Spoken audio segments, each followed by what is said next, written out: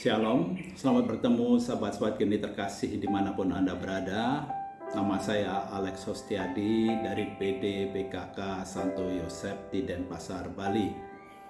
Hari ini Senin 7 Maret 2022 dan hari ini kita mau merenungkan bacaan dari Injil Matius 25 ayat 31 sampai 46 dengan perikop tentang penghakiman terakhir. Saya akan bacakan buat kita semua. Inilah Injil suci menurut Matius. Dimuliakanlah Tuhan. Yesus berkata kepada murid-muridnya, "Apabila Anak Manusia datang dalam kemuliaan dan semua malaikat datang bersama-sama dengan Dia, maka Ia akan bersemayam di atas takhta kemuliaannya.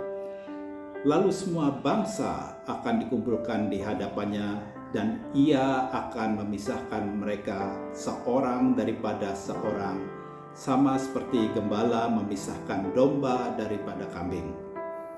Ia akan menempatkan domba-domba di sebelah kanannya dan kambing-kambing di sebelah kirinya. Lalu raja itu akan berkata kepada mereka yang di sebelah kanannya, 'Mari, hai kamu yang diberkati oleh Bapakku, terimalah kerajaan yang telah disediakan bagimu sejak dunia dijadikan. Sebab ketika aku lapar, kamu memberi aku makan. Ketika aku haus, kamu memberi aku minum. Ketika aku seorang asing, kamu memberi aku tumpangan. Ketika aku telanjang, kamu memberi aku pakaian. Ketika aku sakit, kamu melawat aku. Ketika aku di dalam penjara, kamu mengunjungi aku.' Maka orang-orang benar itu akan bertanya kepadanya, 'Tuhan, bila manakah kami melihat Engkau lapar dan kami memberi Engkau makan, atau haus dan kami memberi Engkau minum? Bila manakah kami melihat Engkau sebagai orang asing dan kami memberi Engkau tumpangan, atau telanjang dan kami memberi Engkau pakaian? Bila manakah kami melihat Engkau sakit atau dalam penjara dan kami mengunjungi Engkau?' Maka raja itu akan menjawab mereka, 'Aku berkata kepadamu, sesungguhnya segala sesuatu yang kamu lakukan untuk salah seorang dari saudaraku yang paling hina ini, kamu telah melakukannya untuk aku.' Dan ia akan berkata juga kepada mereka yang di sebelah kirinya, 'Enyah dari hadapanku, hai kamu orang-orang terkutuk, enyahlah ke dalam api yang kekal yang telah disediakan untuk iblis dan malaikat-malaikatnya. Sebab ketika aku lapar, kamu tidak memberi aku makan. Ketika aku haus, kamu tidak memberi aku minum. Ketika aku seorang asing, kamu tidak memberi aku tumpangan. Ketika aku telanjang, kamu tidak memberi aku pakaian. Ketika aku sakit dan dalam penjara, kamu tidak melawat aku.' Lalu mereka pun akan bertanya kepadanya, 'Tuhan, bila mana kami melihat Engkau lapar, atau haus, atau sebagai orang asing, atau telanjang, atau sakit, atau dalam penjara dan kami tidak melayani Engkau?' Maka ia akan menjawab mereka, 'Aku berkata kepadamu, sesungguhnya segala sesuatu yang tidak kamu lakukan untuk salah seorang dari saudaraku yang paling hina ini, kamu tidak melakukannya juga untuk aku.' Dan mereka ini akan masuk ke tempat siksaan yang kekal, tetapi orang benar masuk ke dalam hidup yang kekal." Demikianlah sabda Tuhan. Terpujilah Kristus.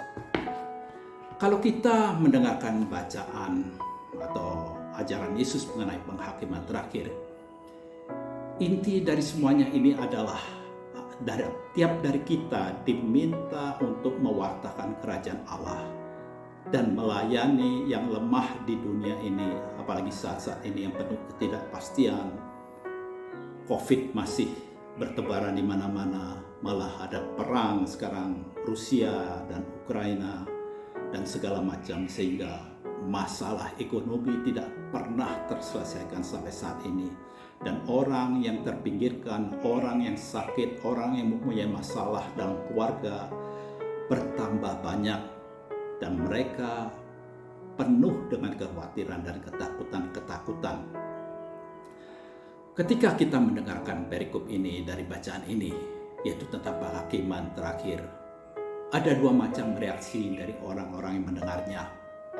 Salah satunya adalah sebagian dari mereka akan tidak peduli atau bahkan berpikir, itu kan masih lama, aku masih muda, aku masih kuat, hartaku banyak, kalau sakit pun aku bisa cari dokter yang terbaik untuk menyembuhkan aku. Yang penting saat ini aku mengumpulkan dulu uang sebanyak-banyaknya, bersenang-senang sambil menyumbang kelebihan uangku untuk orang-orang miskin. Dengan begitu aku kan sudah melakukan perintah Tuhan. Itulah sebagian orang berpikir seperti itu.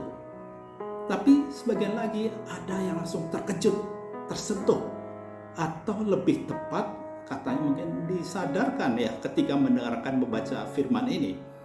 Dan mereka bisa merasa panik, takut, bahkan merasa diperingatkan bahwa jerat kematian itu bisa datang tiba-tiba atau sewaktu-waktu yang tidak bisa diperkirakan, dan menyadari ternyata selama ini belum melakukan apa yang Yesus perintahkan, dan mereka segera bertobat dan melakukan apa yang Tuhan perintahkan. Seperti pada masa Prapaskah ini, kita diminta untuk bertobat kembali pada Injil dan terutama melayani orang-orang yang terpinggirkan dan orang-orang yang lemah. Kita bisa merenungkan diri kita sendiri, termasuk kelompok manakah kita ini. Hanya kita masing-masing yang bisa menjawab dengan jujur melalui perenungan yang cukup mendalam.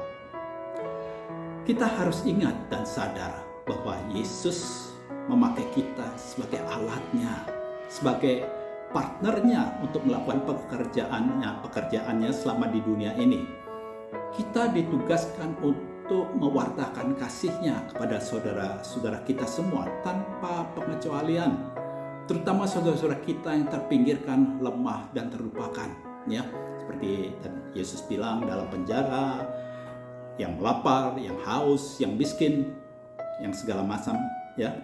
Kita harus menjadi pembawa kabar gembira bahwa Yesus sangat-sangat mengasihi mereka, dan dengan melayani mereka dengan kasih yang besar dengan sepenuh hati, sehingga mereka bisa melihat Yesus sungguh nyata hidup di dalam diri kita. Dan kita menyadarkan mereka bahwa Tuhan tidak pernah sedetik pun meninggalkan atau melupakan mereka, tetapi Tuhan sangat peduli dan selalu bersama mereka. Saat ini begitu banyak kelaparan, ya, dalam tanda kutip kelaparan yang terjadi di sekeliling kita, termasuk juga yang terdekat dengan kita. Kita tidak perlu jauh-jauh mencari siapa-siapa orang yang lapar, yang sakit, atau yang dipenjarakan. Kita cukup membuka mata hati kita. Kita akan melihat betapa banyak orang-orang ini di sekitar kita, bahkan dalam keluarga kita sendiri.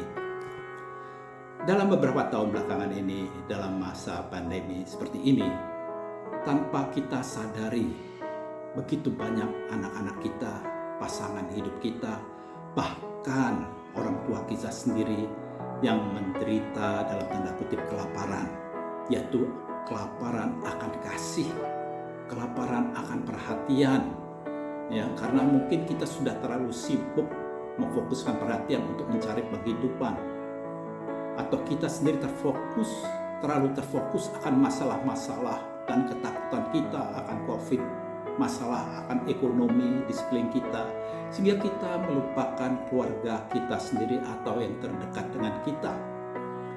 Belum lagi sahabat atau teman-teman yang terpenjarakan dalam tanda kutip, ya, juga di rumah mereka masing-masing karena sakit penyakit, depresi karena ketakutan dan lain-lain, ya. Dan inilah saatnya kita sendiri bangkit untuk melayani mereka.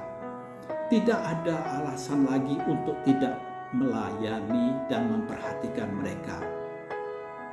Yesus dalam bacaan ini betul-betul mengingatkan kita bahwa kerajaan Allah hanya tersedia bagi mereka yang mau melayani mereka-mereka yang lemah dan terpinggirkan. Itulah ukuran yang dipakai Tuhan agar kita bisa masuk dalam sukacita abadi. Marilah kita di masa Prapaskah ini betul-betul bertobat, membuka hati kita, dan kembali kepada firman Tuhan dan melakukannya. Sehingga kita tidak lagi merasa ketakutan, bahkan dikejar-kejar kekhawatiran kapan akan tibanya saat penghakiman itu. Sebaliknya, kita malah akan merasakan sukacita yang luar biasa karena sudah melayani Yesus sendiri yang berada dalam diri orang-orang yang lemah dan terpinggirkan. Marilah kita melakukan semuanya itu dengan kasih yang tulus.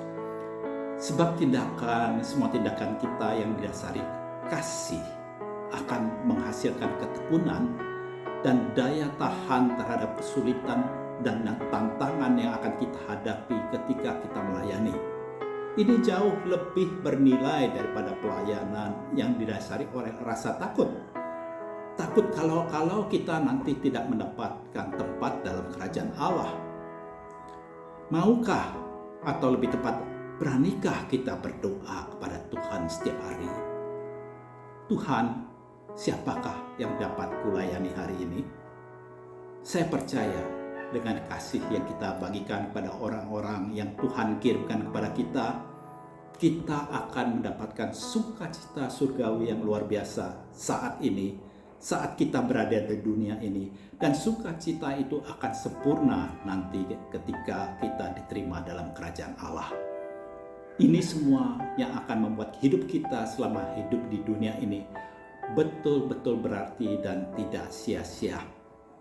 Ketika saatnya tiba, kita akan sangat merindukan Yesus mengatakan kepada kita seperti dalam ayat 34 bacaan hari ini, "Mari, hai kamu yang diberkati Bapa-Ku, terimalah kerajaan yang telah disediakan bagi kamu."